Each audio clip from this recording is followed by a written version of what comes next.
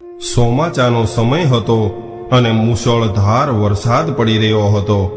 આવા સમયે શારદાબેન અને એનો દીકરો વિપુલ ઘરની છત અને દિવાલો પરથી ટપકી રહેલા વરસાદના પાણીને ઘરની બહાર કાઢવાનો વ્યર્થ પ્રયાસ કરી રહ્યા હતા।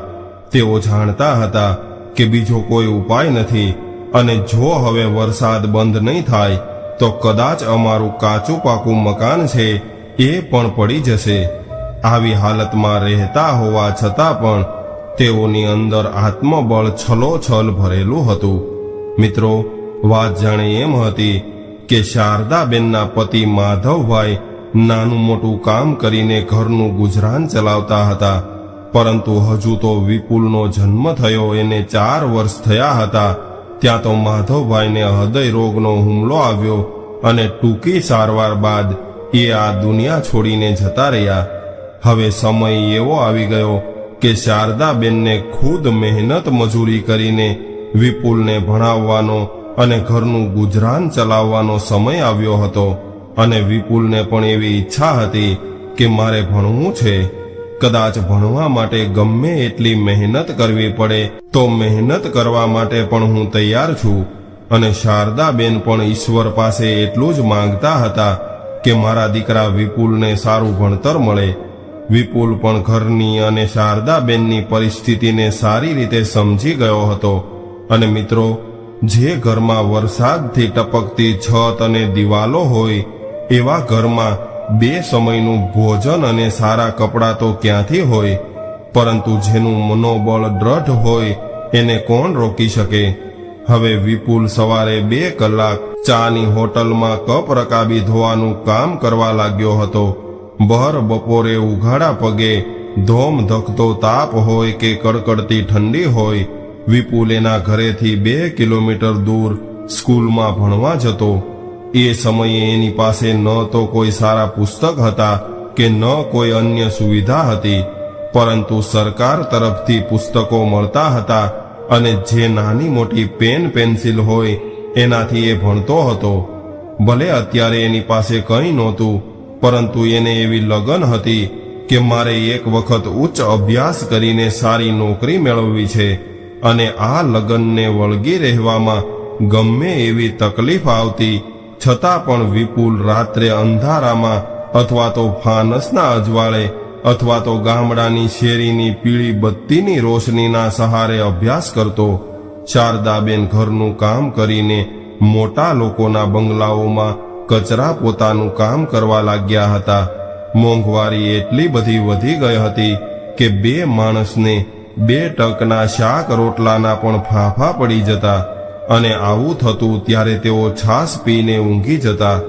ચારેય બાજુથી ગરીબીએ ઘેરી લીધા હતા અને અતિ મહેનત અને પૌષ્ટિક ભોજનના અભાવના કારણે 1-2 વાર વિપુલને તાવ પણ આવી ગયો હતો, પરંતુ શારદાબેન એને દવાખાને ન લઈ ગયા કારણ કે દવા લેવા માટે એની પાસે પૈસા નહોતા।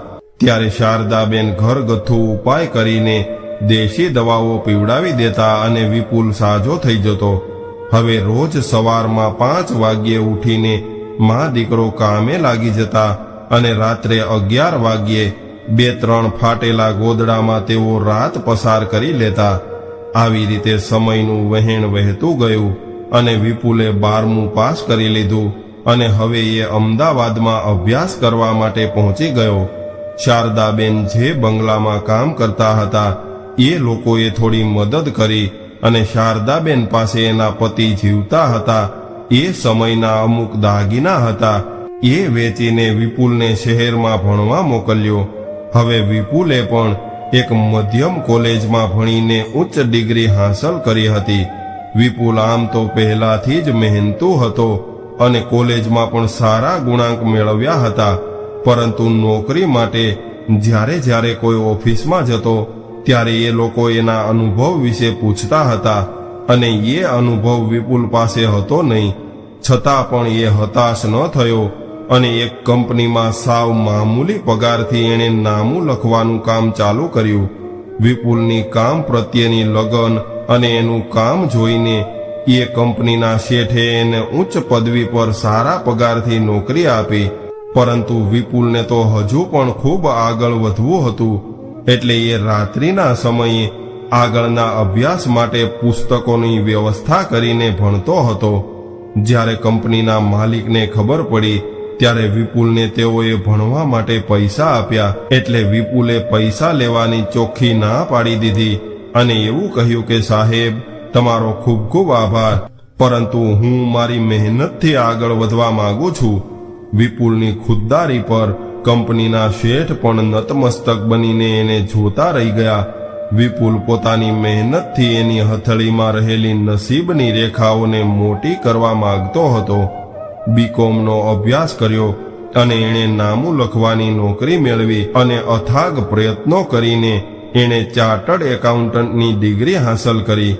હવે એની પાસે અનુભવ અને ડિગ્રી બંને હતા, એટલે શહેરમાં એક મોટી કંપનીમાં એને નોકરી મળી ગઈ અને હવે એનો પગાર પણ ખૂબ સારો હતો.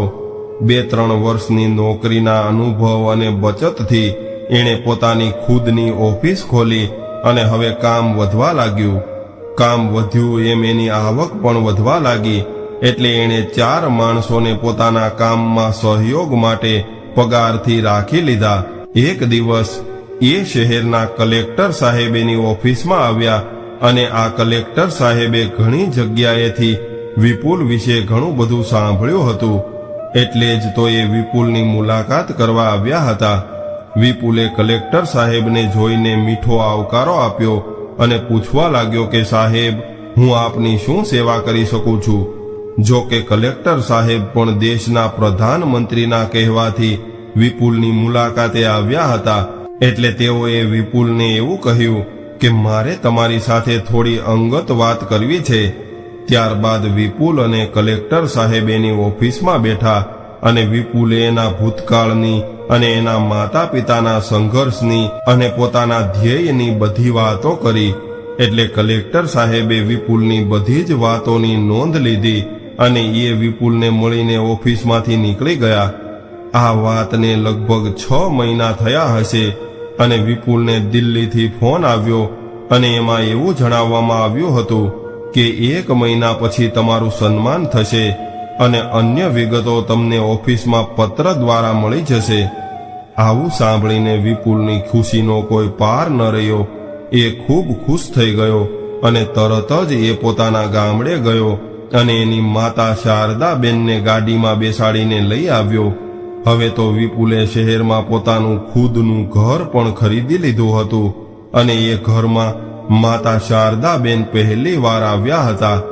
મા તો દીકરાની પ્રગતિ જોઈને રાજીના રેડ થઈ ગઈ અને એક દિવસ વિપુલને ઓફિસમાં પત્ર દ્વારા વિમાનની 2 ટિકિટ મળી. જે ટિકિટ અમદાવાદથી દિલ્હી અને દિલ્હીથી પાછા અમદાવાદ આવવા જવા માટેની ટિકિટ હતી. હવે વિપુલ અને શારદાબેન વિમાનમાં બેસીને દિલ્હી ગયા અને પ્રધાનમંત્રીના હાથે વિપુલને સન્માનિત કરવામાં આવ્યો. પરંતુ વિપુલે આ સન્માન પોતાની માતાના નામે કર્યું અને પોતાની માને સ્ટેજ પર બોલાવીને એના ચરણ સ્પર્શ કર્યા. ત્યારબાદ વિપુલ અને એની માતા પાછા અમદાવાદ આવી ગયા અને ધીરે ધીરે સમય વીતવા લાગ્યો. એક દિવસ વિપુલ અને એની માતા શારદાબેન પોતાની ગાડી લઈને પોતાના ગામડે ગયા અને તેઓએ એના જૂના મકાનનું ફરીથી સમારકામ કર્યું અને બધું વ્યવસ્થિત કર્યું અને પોતાના ગામના અન્ય બાળકોને ભણાવવા માટે એક મોટી રકમ દાનમાં આપી. ત્યારે જ વિપુલ જે ચાની હોટલ પર રકાબી ધોવા જતો હતો એના માલિક મળ્યા. હવે એ પણ ઘણા વૃદ્ધ થઈ ગયા હતા. એ વિપુલને જોઈને ગદગદ થઈ ગયા અને એને ભેટી પડ્યા. મિત્રો, મક્કમ મનોબળ હોય તો આસમાનને પણ આંબી શકાય છે અને આપણા નસીબની રેખાઓ આપણે જ બનાવવાની હોય છે. એ વાત આપણે ભૂલવી ન જોઈએ. તો મિત્રો, આજની સ્ટોરી તમને કેવી લાગી કોમેન્ટમાં જરૂર જણાવજો અને પસંદ આવી હોય તો વિડીયોને લાઈક, શેર અને નવા હોય તો ચેનલને સબસ્ક્રાઇબ જરૂરથી કરજો. હર હર મહાદેવ.